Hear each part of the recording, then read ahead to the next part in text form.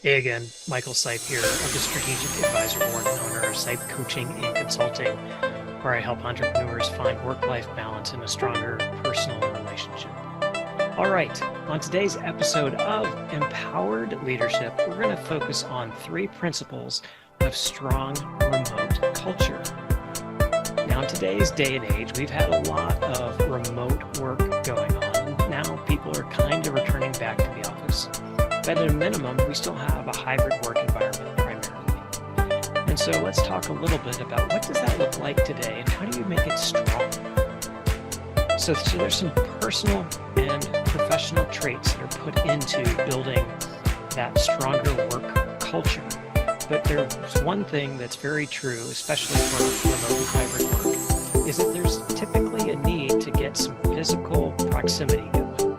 And by that I mean a place where you can get together once every now and then to do some things that will do some form of team building or some sort of professional development. Now, what do I mean by that? Well, let's say that your team of 10 people is out and they work remotely, or they're always on the road traveling, doing sales or going to conventions or things like that. So what you want to think about is when they get together, maybe it's once every 3 weeks or every couple of months, and you get together on a Friday and you spend all day Friday just being in the same physical location. So yes, you may have to pay for travel, but you want to bring people into the same location so that you can do this. You want to be able to share and reinforce the interests, the special opportunities that you have, maybe to have some happy hours, maybe do some team building events.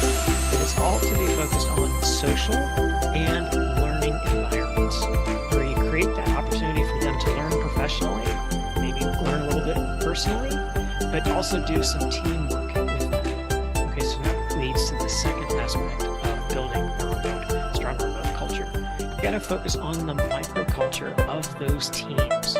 So when we build these teams and they're remote, yeah, it's going to be hard to do on Zoom, but basically what you're looking at is doing the same thing you would do in person. You break up into smaller groups and you provide a psychological safety area for them to feel free to share and participate, and then do that conversational turn-taking. Of course, Google and its Project Aristotle found this out, that when people had the opportunity to have conversations, the more they gave. So you want to create that environment in your teamwork. And so maybe that's on Zoom, or when you're in person, you do that as well.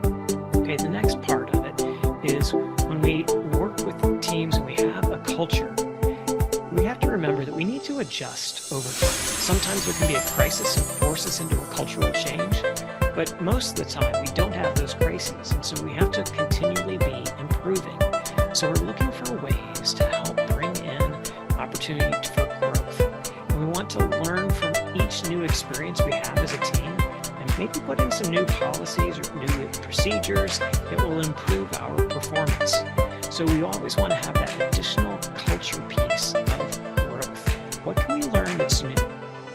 So that's one of another of the 3 of how to drive a strong culture, and especially amongst remote teams. So find a physical way of getting together, and if you can't get physically together, at least find an opportunity to do some training to do on shared interests, on some professional development. Next one is to focus on your teams, and the third one, of course, is to continually have that improvement process. All right, I hope you found this helpful, and if you did, please click the like button down below.